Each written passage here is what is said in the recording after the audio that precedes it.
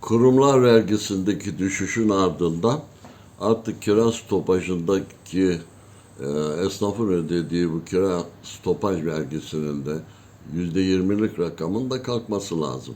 Çünkü çifte vergilendirme oluyor. Hem mal sahibi gelirinden veriyor hem de esnaf bunu peşin peşin yatırıyor. Yani 10 bin liralık dükkanda 2 bin lira da stopaj vergisi vermiş oluyor. Dolayısıyla esnaf kazanamadığı bir parada hem kirada hem de stopaj vergisine mağdur oluyor. Aynı şekilde bunun tekrar sıfırlanması lazım. Çünkü gayrimenkul sahibi bunun vergisini veriyor. Bununla birlikte bilindiği üzere geçen yapılan yapılandırmada yaklaşık 156 milyar lira maliyenin kasasına girmiş oldu. Vatandaş bunu almış.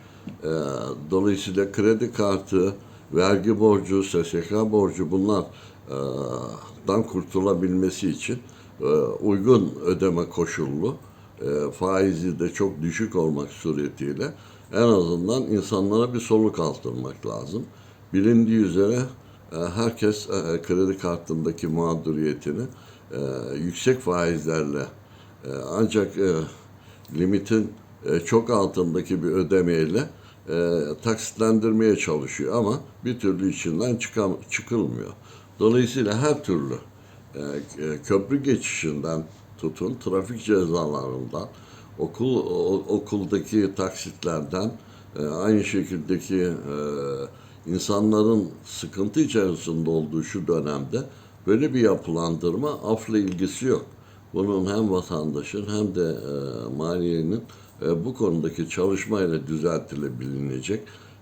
Gerçekten de bu ödemede devletimizin bir zararı olmayacak.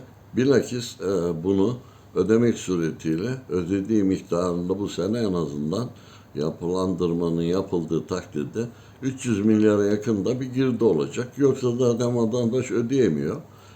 Hem de bu sıkışıklıkta e-hacize mağdur oluyor. E-haciz ne demek?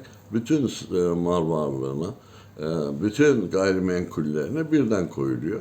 Bankadaki parası belki de o günkü borcuna yetebilecek ancak e-haciz olduğu için onu da kullanamıyor. Esnaf sıkışmış bir vaziyette. Bir ay evvel bunun çözülmesiyle ilgili bir yapılandırma şart.